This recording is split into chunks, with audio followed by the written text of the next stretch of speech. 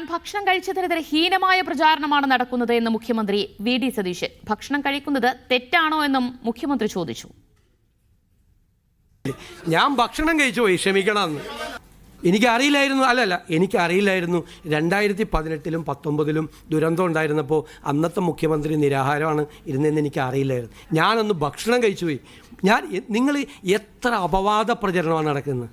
ഞാൻ 3 മണിക്കാണ് ഞാൻ മലപ്പുറത്ത് എത്തുന്നത്, പൊന്നാനിയിലെത്തുന്നത്, സി ഹരിദാസ് സാറിൻ്റെ വീട്ടിൽ. ഞാൻ അപ്പുറത്തെ വീട്ടിൽ എനിക്ക് ഭക്ഷണം അറേഞ്ച് ചെയ്തിട്ടുണ്ടായിരുന്നു, എൻ്റെ ഒരു ഫ്രണ്ടിൻ്റെ വീട്ടിൽ.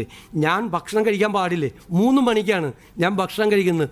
എന്ത് തെറ്റാണ്, എന്തൊരു അപവാദ പ്രചരണം, എന്തൊരു ഹീനമായ അപവാദ പ്രചരണമാണ് നടക്കുന്നത്. ഭക്ഷണം കഴിച്ചെന്ന് ആ വീട്ടുകാർ മുഴുവൻ ഭക്ഷണം കഴിക്കാതെ 3 മണി വരെ എന്നെ കാത്തിരിക്കുക. ഞാൻ 3 മണിക്കാണ് എത്തിയത്. ഇതിൻ്റെ താമസവും കാര്യങ്ങളും ഓൺ ദ വേയിലും മുഴുവൻ എല്ലാവരുമായിട്ട് ബന്ധപ്പെട്ടുകൊണ്ട് കംപ്ലീറ്റ് ഇരിക്കുകയാണ്. പിന്നീട് മലബാറിലായിരിക്കും പ്രശ്നം എന്ന് പറഞ്ഞു. മലബാറിലെ കളക്ടർമാരെ മുഴുവൻ എല്ലാ ഉദ്യോഗസ്ഥന്മാരെ ബന്ധപ്പെട്ടുകൊണ്ടിരിക്കും. നിങ്ങൾക്കൊന്നും പറയാനില്ലാത്തത് കൊണ്ട് നിങ്ങൾ ഒരാൾ മുഖ്യമന്ത്രിക്ക് ഭക്ഷണം കഴിക്കാൻ പാടില്ല എന്ന് എനിക്കിപ്പോഴാണ് മനസ്സിലായത്.